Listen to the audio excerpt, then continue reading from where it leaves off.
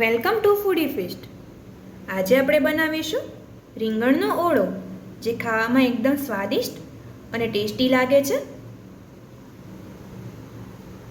તો અમારો વિડીયો જરૂરથી જોજો. તો તમે એકદમ આસાનીથી બનતો રીંગણનો ઓળો શીખી શકશો અને એકદમ સરળ રીતે અને ઝડપથી બની જાય તેવો આ રીંગણનો ઓળો છે. આજે આપણે બનાવીશું રીંગણનો ઓળો. તો સૌપ્રથમ આપણે એક રીંગણ લીધું છે, તેની ઉપર આપણે તેલ લગાવી લઈશું.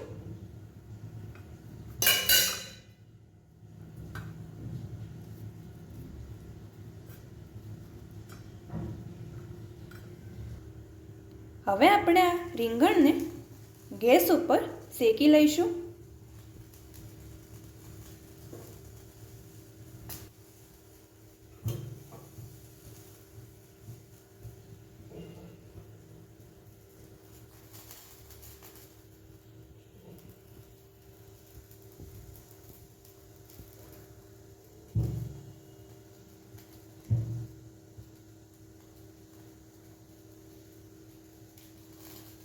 આપણે રીંગણને બધી બાજુથી શેકી લઈશું.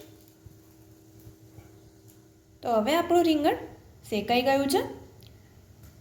આપણું રીંગણ શેકાઈ ગયું છે, તો હવે આપણે તેની ઉપરથી આસાનીથી છાલ નીકાળી શકીશું. આપણે ચપ્પાથી આની છાલ નીકાળી દઈશું.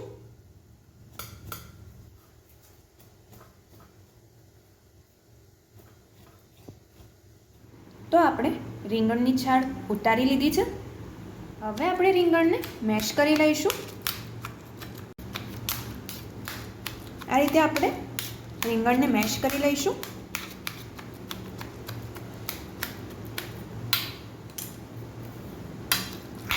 હવે આપણે એક કઢાઈ લીધી છે, તેની અંદર આપણે તેલ લીધું છે.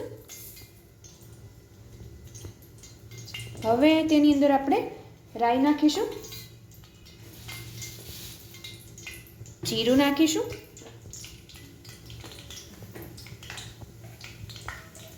અને હિંગ નાખીશું. રાઈ ફૂટે એટલે તેની અંદર આપણે ડુંગળી અને લીલું મરચુંને એડ કરી દઈશું.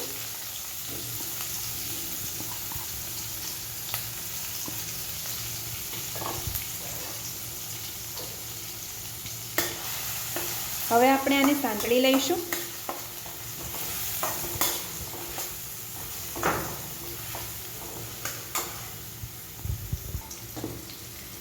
હવે આ ગુલાબી થાય ત્યાં સુધી આપણે આને સાંતળી લઈશું. તો ડુંગળી સંતળાઈ ગઈ છે. હવે તેની અંદર આપણે ટમાટરની પ્યુરી બનાવી હતી તેને એડ કરી દઈશું.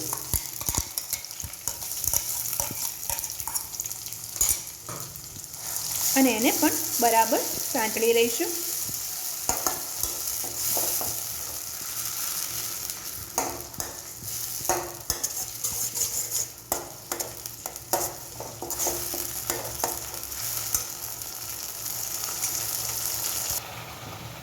હવે આપણે આની અંદર લસણની ચટણીને એડ કરીએ છીએ, જે અમે ઘરે જ બનાવીને એડ કરી છે.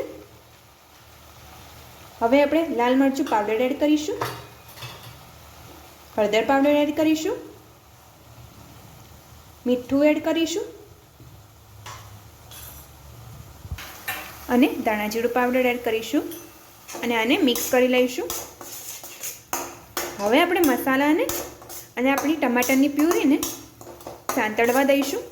હવે આપણે આની અંદર આપણું મેશ કરેલું રીંગણના ઓળાને એડ કરી દઈશું.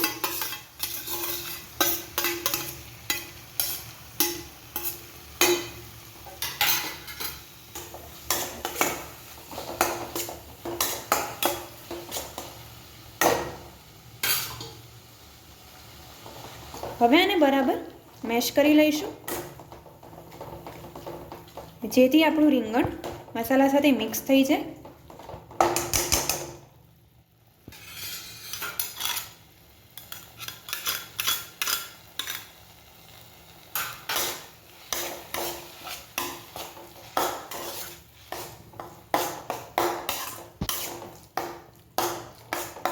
તો તમે જોઈ શકો છો કે તેલ છૂટું પડી ગયું છે.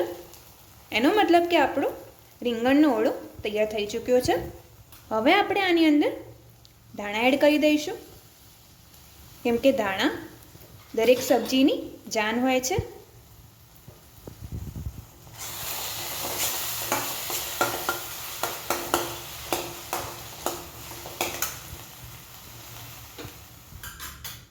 તો રેડી છે આપણો રીંગણનો ઓળો. આ જોઈને મારા મોઢામાં તો પાણી જ આવી ગયું છે. હવે આપણે આને સર્વ કરી લઈશું. તો રેડી છે આપણો રીંગણનો ઓળો, જે એકદમ ખાવામાં બહુ ટેસ્ટી અને ડિલિશિયસ છે. જો તમને પણ આ જોઈને મોઢામાં પાણી આવી ગયું હોય તો તમારા ઘરે બનાવીને અમને જરૂરથી કમેન્ટ કરીને જણાવજો કે સ્વાદમાં કેવો લાગ્યો છે. અને જો તમને અમારી આજની આ રેસીપી ગમી હોય તો અમારી ચેનલને લાઈક, શેર અને સબસ્ક્રાઈબ કરવાનું ના ભૂલતા. Thank you.